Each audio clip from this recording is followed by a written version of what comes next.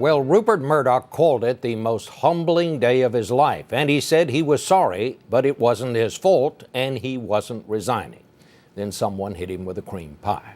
That about summed up the parliamentary hearing into the police bribery and phone hacking scandal involving one of Murdoch's British newspapers. We have two reports tonight from London. First, Elizabeth Palmer. Liz? Hello, Bob. Well, Rupert Murdoch testified for the very first time today, and the eyes of the world were riveted on these hearings. He actually volunteered to answer the government's questions for the very first time since this scandal erupted.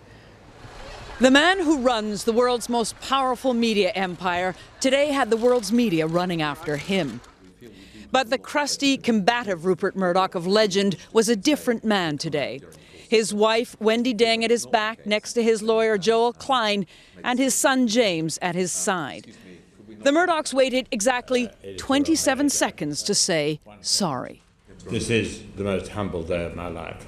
Well, I would like to say as well just how sorry I am and how sorry we are to particularly the victims of illegal voicemail interceptions and to their families. But sorry didn't mean they would admit knowing about widespread phone hacking and police bribery at the now closed News of the World newspaper, though the lawmakers did try their best. Mr. Murdoch, at what point did you find out that criminality was endemic at News of the World?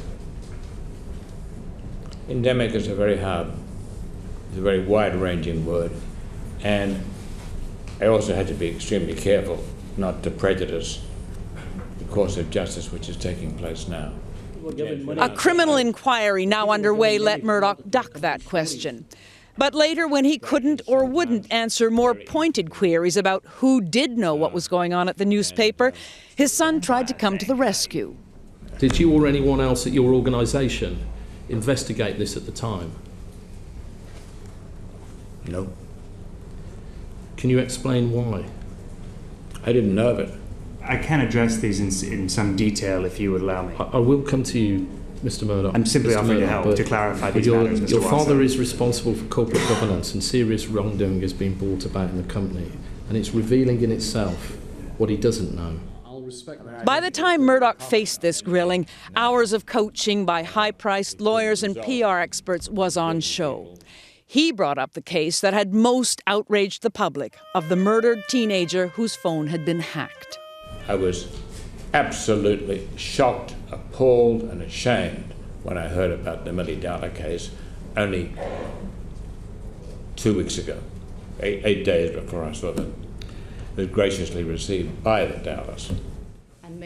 A hearing that was supposed to run 1 hour had gone twice that long when suddenly Murdoch's wife leapt out of her seat and ran spectacular interference on a pie filled with shaving foam, aimed at Murdoch by a young protester who was promptly arrested and led away. When the hearing resumed, Murdoch came back, unruffled, though minus his jacket. This terrible thing happened on your watch. Mr. Murdoch, have you considered resigning? No. Why not? Because I feel that people I trusted, I'm not saying who, I don't know what level, let me down, and I think they behaved disgracefully and betrayed the company and me, and it's for them to pay. I think that, frankly, I'm the best person to clean this up. Bottom line, the Murdochs pleaded ignorance today. They didn't know what was going on in their newsroom, they said, because nobody told them. Not their lawyers, not the police, and not certain employees who, as you just heard, they're still refusing to name. Bob? Thank you very much, Liz.